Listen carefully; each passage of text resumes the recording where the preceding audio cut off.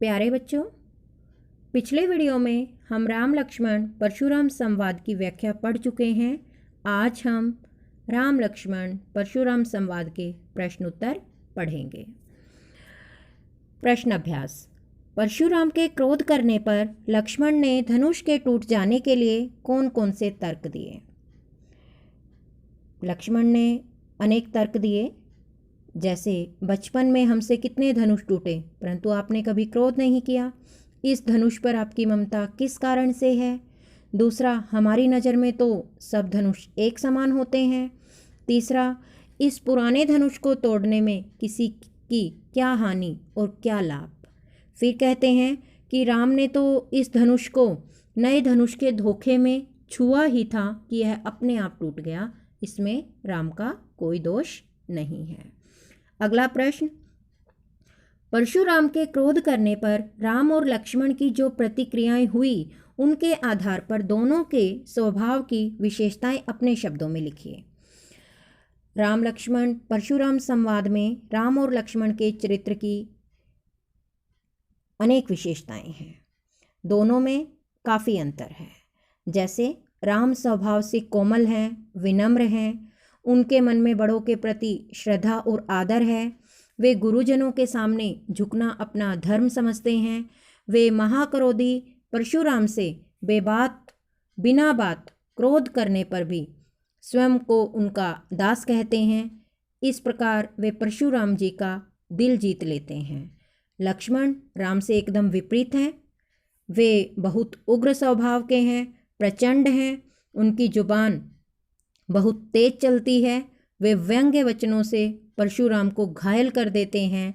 उनकी उग्रता और कठोर वचनों को सुनकर न केवल परशुराम जी भड़क उठते हैं बल्कि अन्य सभाजन भी जो स्वयंवर सभा में मौजूद हैं उन्हें अनुचित कहने लगते हैं। वास्तव में राम छाया है तो लक्ष्मण धूप हैं। राम शीतल जल हैं तो लक्ष्मण आग हैं। चलिए अगला प्रश्न। लक्ष्मण और परशुराम के संवाद का जो अंश आपको अच्छा लगा उसे अपने शब्दों में संवाद शैली में लिखिए। ये पूरा पाठ संवाद शैली में ही लिखा गया है। आपको लक्ष्मण और परशुराम की जो बातें अच्छी लगी उसे संवाद के रूप में लिखें। संवाद आप व्याकरण में भी पढ़ चुके हैं। अगला प्रश्न है, परशुराम जी ने अपने विषय में सभा में क्या कहा? निम्न पदांश के आधार पर लिखिए। बाल ब्रह्मचारी अति कोही, विषव विदित अक्षत्रिय कुल द्रोही, भुजबल भूमि भूप बिन कीन्ही, विपुल बार मही देवने दीन्ही, सहस बाहु भुज चेहद निहारा, परसु बिलोकी महिप कुमारा, मातु पितहि जनी सोच बस, करसी महिष किशोर, गर्बन के अर्भक दलन, परसु मोर अति घोर। यहाँ पर परशुराम जी कहते हैं कि मैं बाल ब्रह्मचारी हूँ, बचपन से ब्रह्मचारी हूँ, स्वभाव से अत्यंत क्रोधी हूँ, विश्व विदित सारा संसार जानता है मैं क्षत्रिय कुल का द्रोही हूँ। फिर वे कहते हैं मैंने अपनी भुजाओं के बल पर इस धरती को अनेक बार राजाओं से रहित कर दिया था और ब्राह्मणों को दान दे दिया था। मैं अपने फरसे की ओर देखते हुए अपने फरसे को लक्ष्मण को दिखाते हुए वे कहते हैं कि इस फरसे ने सहस्त्रबाहु की भुजाओं को काट डाला था। मातु पितु जनी, अपने माता पिता को सोच में मत डाल, चिंता में मत डाल। हे राजपुत्र, चिंता में मत डाल।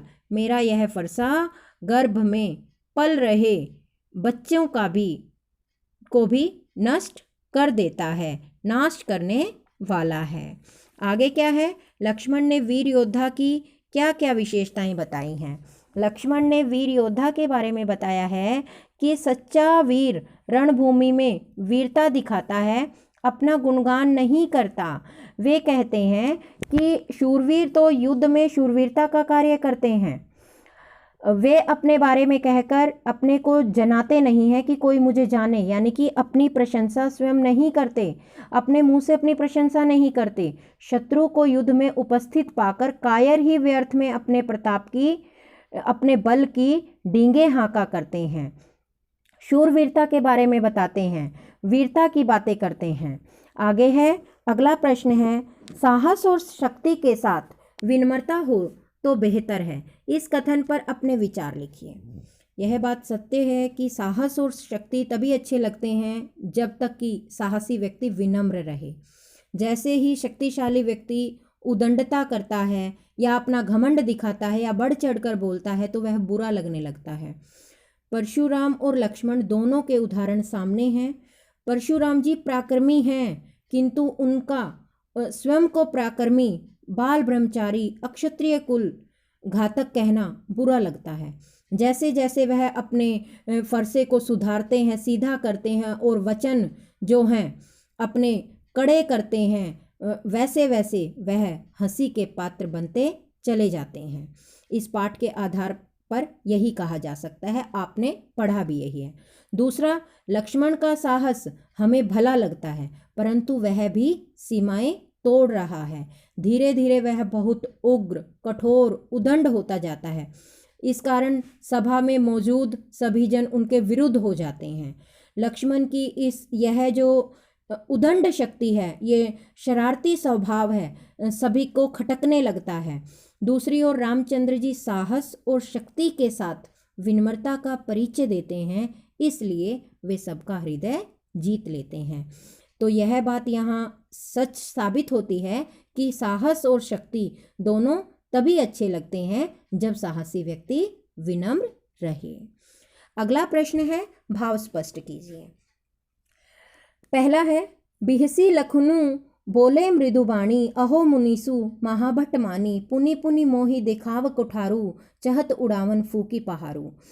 लक्ष्मण हंसकर कोमल वाणी में परशुराम जी से कहते हैं, अहो मुनिवर, आप तो माने हुए महायोद्धा निकले। आप मुझे बार बार अपना फरसा दिखा रहे हैं और ऐसे दिखा रहे हैं मानो फूंक मारकर पहाड़ उड़ा देंगे। कहने का भाव यह है कि परशुराम का गरज गरज कर, बढ़ चढ़कर अपनी वीरता का गुणगान करना बेकार है। वे यहाँ ये कहना चाहते हैं। अगला है, इहाँ कुम्हड़ बतिया कोऊ नाही, जे तर्जनी देखी मरी जाही, देखी कुठारू सरासन बाना, मैं कछु कहा सहित अभिमाना।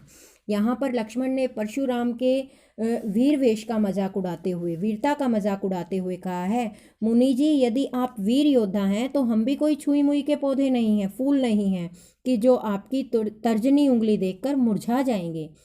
कहने का भाव है कि हम आपसे डरने वाले नहीं हैं, आपसे टक्कर लेंगे।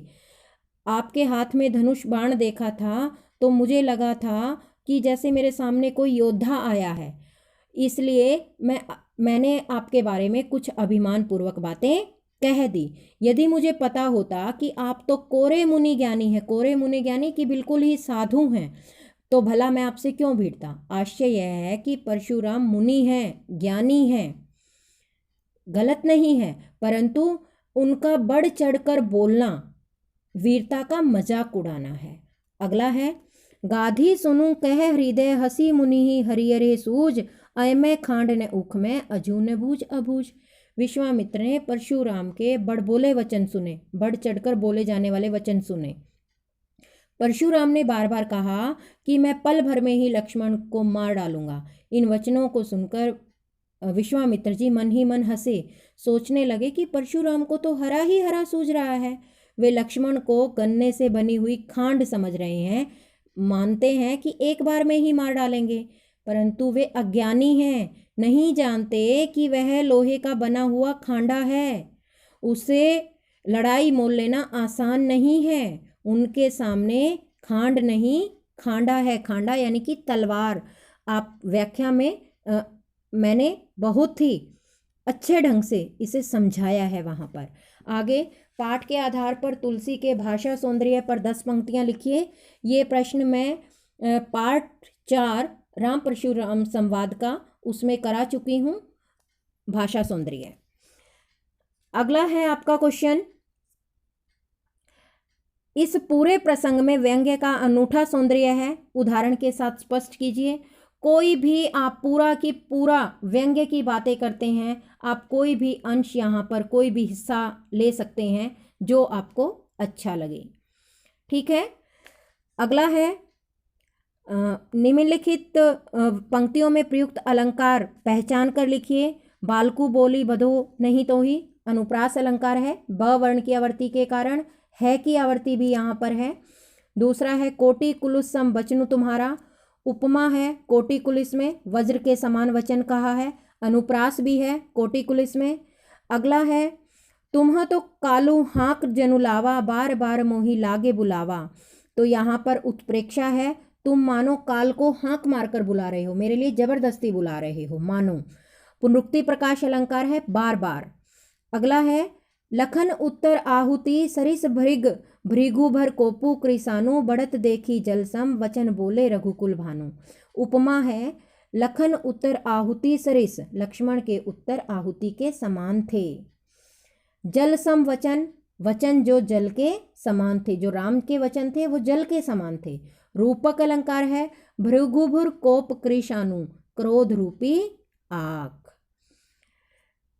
अब रचना अभिव्यक्ति का क्वेश्चन है, सामाजिक जीवन में क्रोध की जरूरत बराबर पड़ती है। यदि क्रोध न हो तो मनुष्य दूसरे के द्वारा पहुंचाए जाने वाले बहुत से कष्टों की चिर निवृत्ति का उपाय ही न कर सके। तो आचार्य रामचंद्र जी शुक्ल जी का यह कथन इस बात की पुष्टि करता है कि क्रोध हमेशा नकारात्मक भाव के लिए नहीं होता, बल्कि कभी कभी सकारात्मक भी होता है। इसके पक्ष और विपक्ष में आपको अपने मत देने हैं, आप स्वयं करें आप किस तरह से उत्तर देंगे।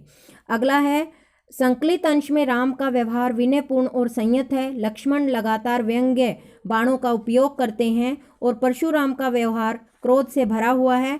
इस परिस्थिति में रखकर लिखें कि आपका व्यवहार कैसा होता। आप अपने आप को इस जगह पर रखिए और अपना व्यवहार लिखिए कि कैसा होता। अपने किसी परिचित की विशेषताएं, दूसरों की क्षमताओं को कम नहीं समझना चाहिए। इस शीर्षक को ध्यानपूर्वक रखते हुए कहानी लिखिए। आप स्वयं करेंगे ये सभी क्वेश्चन। अवधी भाषा किन किन राज्यों में बोली जाती है? अवधी भाषा आजकल लखनऊ, इलाहाबाद, फैज़ाबाद, मिर्ज़ापुर, जौनपुर, फतेहपुर आसपास के क्षेत्रों में बोली जाती है। धन्यवाद।